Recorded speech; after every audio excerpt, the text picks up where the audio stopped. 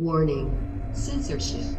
Warning. Hey guys, this is Yasmin from Rebel News. Today I'm bringing you a story about the human cost of vaccine mandates in Australian workplaces. In these times, we often see police officers as enforcers of bad legislation and awful public health policy that violates human rights. We rarely hear from the good cops, the ones that put their lives on the line to protect our rights and theirs, but they are out there and they are fighting back. Just have a look at this. A group of Queensland emergency and health workers will have their legal challenge against the state's vaccine mandate heard in the Supreme Court after their appeal was successful on Tuesday, 14th of December. The case was set for a 3-day hearing that week, but was abandoned and rescheduled for another 3-day hearing in February 2022. Today you are going to meet one of those officers who made a stand for bodily autonomy for himself and everyone else and paid the price with his job. Hey Mick, Hi Yasmin, thanks for coming out. tell us what's going on. So you got an email on your holidays of all times saying mandatory vaccination. You've got to get this. So I've got until the 4th of October to either have the jab, apply for an exemption to having the vaccine. I get a week, you're out of a job, stood down without pay. It's quite difficult. From what I can see is going to happen, I'm going to be out of a job. Yasmin, I'm just your average bloke. I live in Logan. I've got a mortgage. I've got bills to pay. I've got a dog and a home life. Queensland Police Union have supplied me with some legal advice. So they've been helpful to work me through the process. But other than that, the burden of proof is on me to supply the evidences that I need to essentially keep my job. You can't make a decision like that in a week. I mean, I know I surely can't book an appointment with my doctor within 1 week. So to make that decision to either get it or get an exemption, that in itself is going to be hard. You're right about the doctor. I have approached a doctor. Initially, he told me that, yep, no worries, I'll give you an exemption. We can make this work.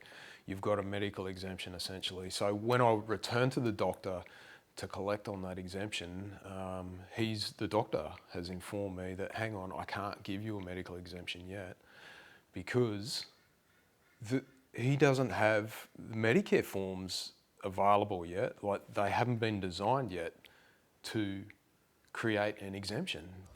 7 o'clock in the morning, I've just come to see my GP. Hopefully he's got those Medicare exemption forms in so he can write me the exemption. He's now told me he can't get those forms. It doesn't make any sense because the police have basically said to you, you have to go see a doctor to get an exemption. My doctor has since told me that he works for a corporation. These are his words. But he's under orders not to write any medical exemption for the vaccination under any circumstances. If he does, he will be fired. They do not get to make their own medical opinions. If they do, they're fired. They're out of job, 5 days notice, see you later, gone, out of work. Maybe, I don't know if anyone's done it easier than me, but I found it very difficult. I've seen your vlogs. It looks intense after your shifts. Can't really describe it. I haven't felt this kind of stress for a long, long time. Trying to do legal analysis and detailing my own, but under no circumstances can I afford to have that vaccination. I believe medically it's wrong for me, wrong for my body, and I've also applied for an exemption under other grounds as well. I've packed a fair bit into my application for exemption, and people support me. I will support you in the future. This has to stop. I know that there's a pandemic on, but that's not in my mind. That's not good enough reason to take people's rights over their own body away. On the other hand, I feel like I've had a lot of moral support from other officers and some higher ranking officers. He told me he's essentially had the vaccine under duress, following orders, obviously. God bless him, he's trying to do the right thing. I was meant to be taking a country posting to a country station in North Queensland. From Brisbane to Collinsville.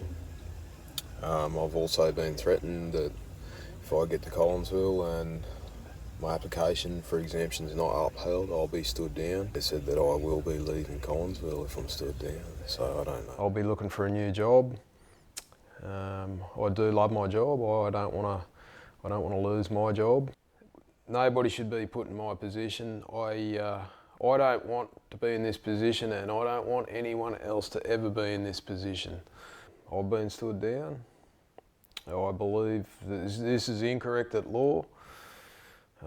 It's been draining on me, but this is what I have to deal with at the moment. Every person, whether you work for the government or whether you work for private industry, you have the right to maintain your own bodily integrity. You must have the right to make your own medical decisions.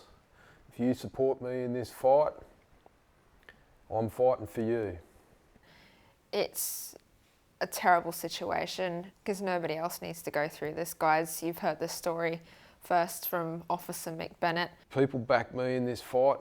I'm fighting for myself, yeah, but I'm also fighting for you and your right. Nobody should go through what you have been through.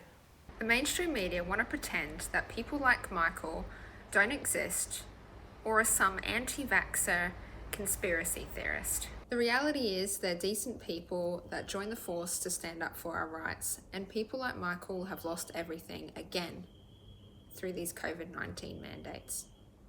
This is Yasmin Sawyer for Rebel News. The mainstream media don't want to tell stories like Michael's, but these stories are worth telling. So to keep hearing these stories from us, please go to brisbanereporters.com.